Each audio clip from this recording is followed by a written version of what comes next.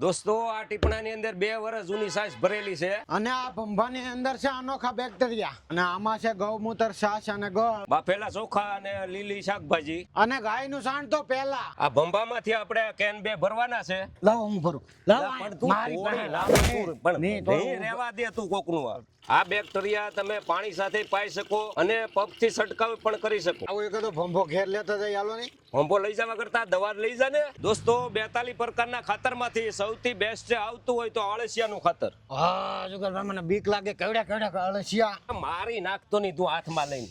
અળસિયાનું ખાતર બનવામાં 60 દિવસનો સમય લાગે છે. આ તમને જે દેખાય છે એ અળસિયાનું ખાતર બને છે પણ મને નથી ખવડાવવા વાડીમાં નાખવાનું છે. અળસિયાનું ખાતર તમને મળી જાય 40 કિલોની બેગમાં. દોસ્તો તો આ ભૂમિ ઓર્ગોની ફાર્મ છે.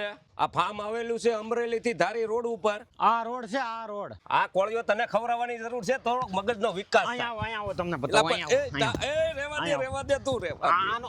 આમાં જવો ને આ મગજ થાય. દોસ્તો તો જમીન તમે સુધારવા માંગતા હોવ તો આ ફાર્મની મુલાકાત જરૂર લ્યો.